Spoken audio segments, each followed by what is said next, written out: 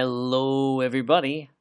How the hell are you? It's Doc Kane coming at you from beautiful Kobe, Japan here on June 2nd. June the 2nd, 2022. 2022! Holy shit, I just lost a year. 2021. That's what happens when you say 2020 instead of 2000. 2000 what? 2021. Anyway, yeah, come to you, at you from Kobe, Japan with the podcast, Marketers Who Can't Market. Because if you're that kind of person where you've been like a marketer your whole life, or you've been a salesperson, or maybe you've been dabbling as a business owner or a blogger, you think you've been pretty good at your job, or if you're new, that you are pretty good at your job, but lately you've been thinking like, I don't know what the hell I'm doing. This shit's confusing. Well, you're in the right place because that's what we talk about here. How to get unstuck when it comes to marketing. And sometimes we talk about why we're still stuck because that's really kind of how it goes most of the time. It's all about testing, figuring out what the hell works, what doesn't work, throwing spaghetti at the wall, as they say. You know why they do that, right? You know why they throw spaghetti at the wall? Because if it sticks, then it's ready. Then you can eat it. You don't want to eat the spaghetti that hit the wall, but you can take the spaghetti out of the pot because now it's ready to eat. Or you could just set a timer or look at your watch and you probably get the same kind of results. Take it out and taste it. You don't have to throw it on the wall. It's kind of gross. But that's the way marketing works. When I worked in the music industry, we did a lot of this kind of, or the labels did a lot of this kind of throw it out there, see what sticks kind of thing. We were working so I did record promotion in the music industry. I was an independent record promoter for a couple of years, a couple of years, and yeah, the big labels have so many artists, or they did at that time, that they didn't know who to put their money behind. So they would just throw out bands that obviously they believed in and they had invested money in and thought had a chance. But they would give these bands to us and promote them to radio and see what happened. You try and get a radio guy, a program director, to play a new song. And the label people would want to know what the feedback was, right? They have call-ins. They would do like little, pit this new song against that song kind of thing. I don't even know if they do this on the radio anymore because it's so homogenized. But it was a great way to test what worked. And testing is all about what marketing is about, right? So the music business and any kind of entertainment field and is all about what works. And that's sort of testing and scientific community tests, right, has filtered its way into marketing the last 10 or 20 years. Still, a lot of people have to catch on to this, I think, but it's the best way to do it. I think part of what that reason is, why it can be difficult, is what I was alluding to the other day with regard to data. I mean, it's just kind of intimidating for some people, but it shouldn't be, right?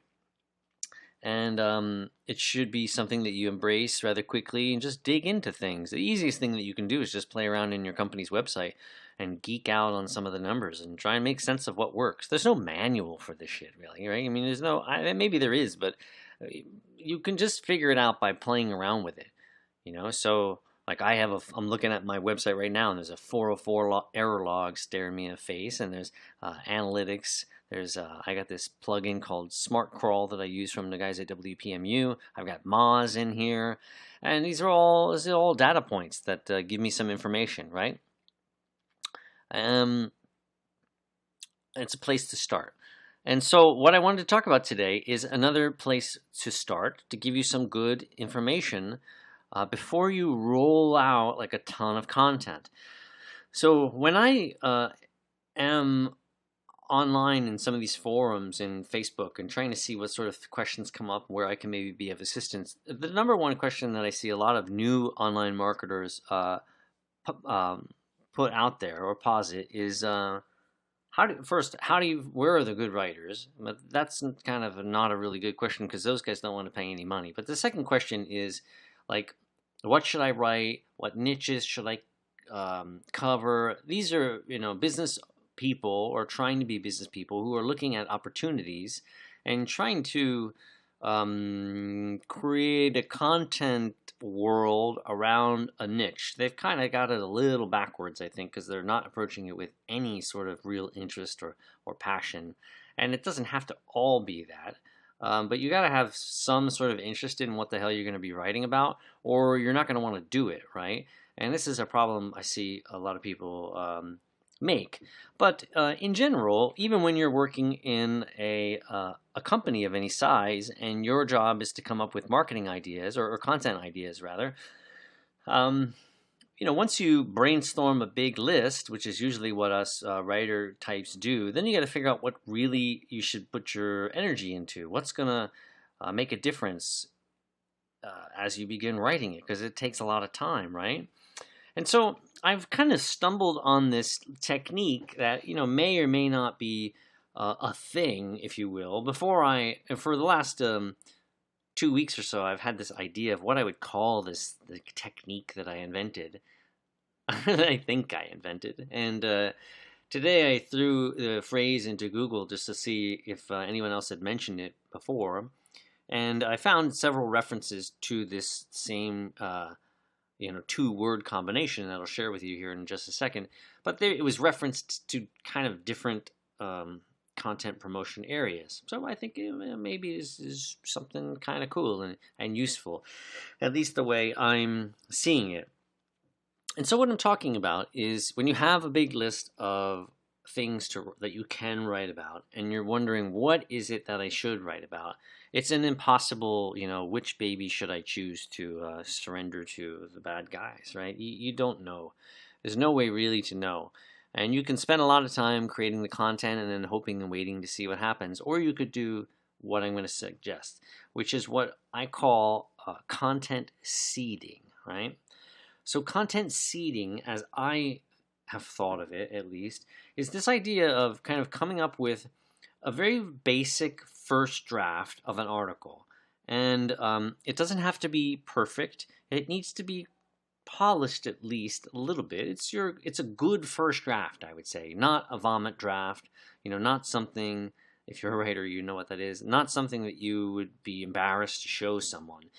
But it's not perfect, right? It's also not maybe as long as it would be if you spent more time on it. So if you're playing the affiliate game, or you're trying to write review content or anything like that, or even if you're working in a marketing role in a bigger company and you're trying to come up with pillar articles, anything over 1,000 words, 2,500 words, 4,000 words, those are a bear to write. And so what you can do, I found, and it works really well, is just put the minimum viable version of the content out there first.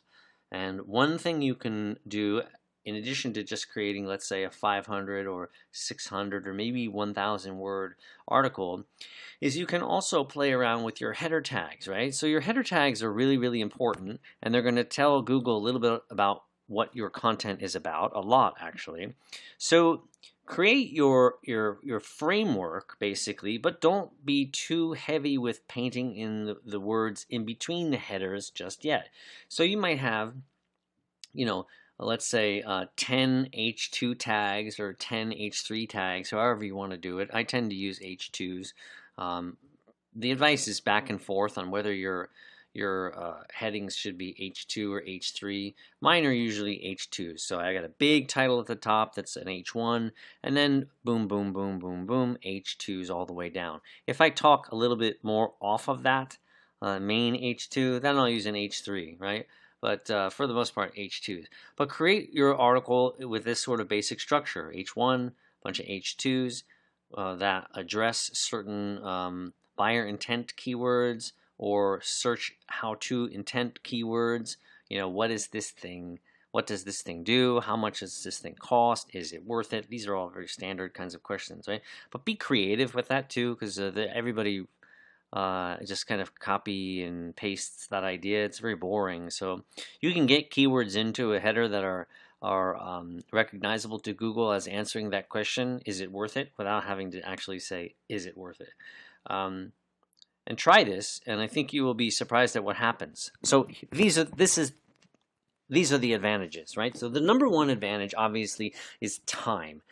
You can create a larger site structure by just doing this sort of a thing with regard to content.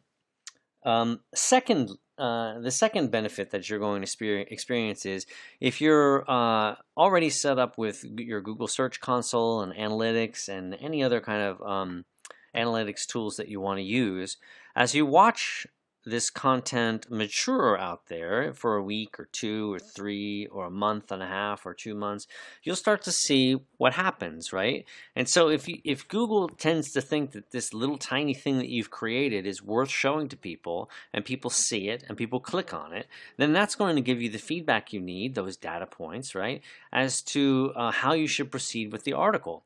So you might see a spike rather quickly, especially if you're in a shop that's already indexed and your content is pushed out quickly.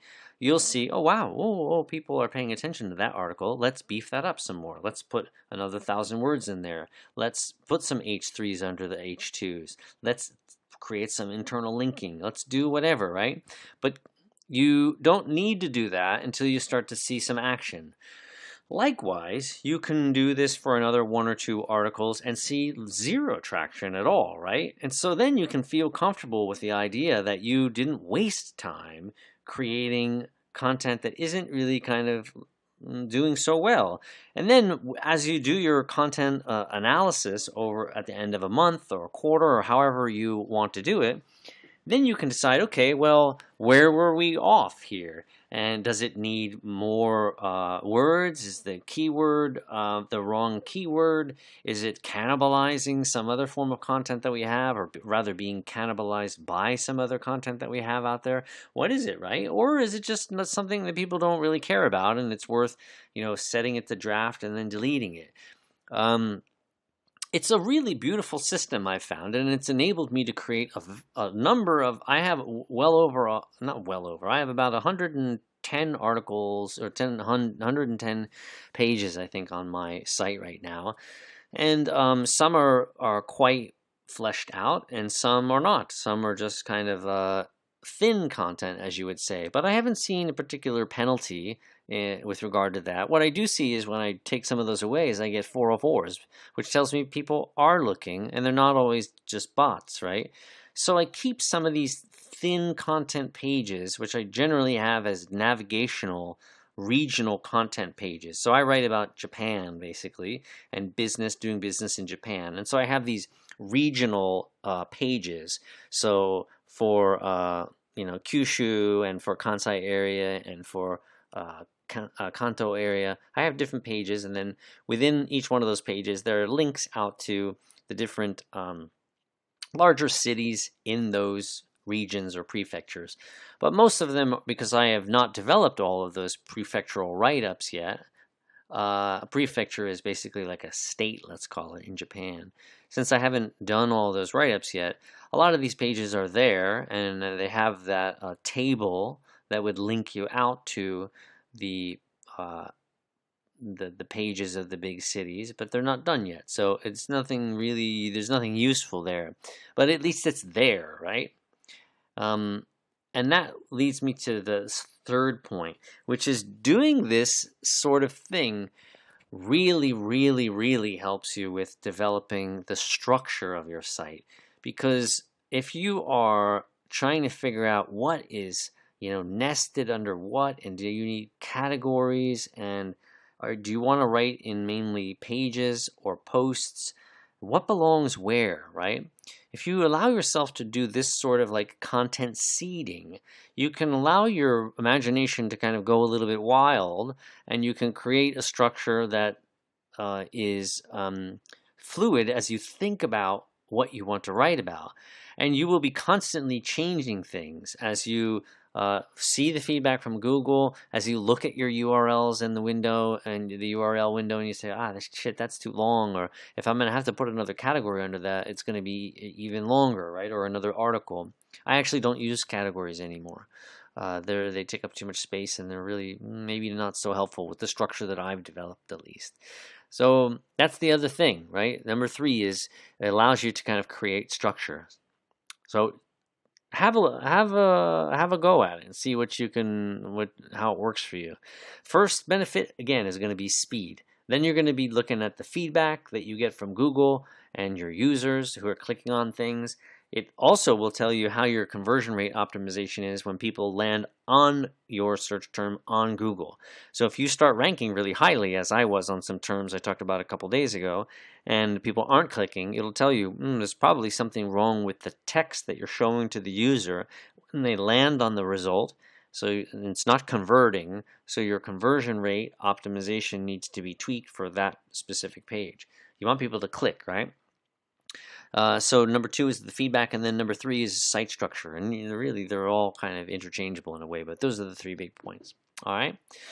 So that's it for today. Content seeding. I'm going to, maybe they put me in Wikipedia someday.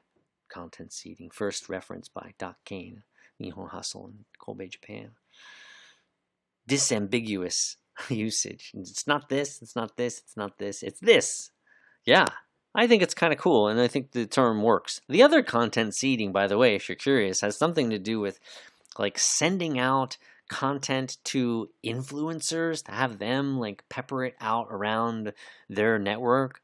That seems to me like bribery or or wishful thinking for the average person, or I don't know, some invented marketing term to talk about celebrities. I don't know. I invented it too, but it's a bit more practical, I think.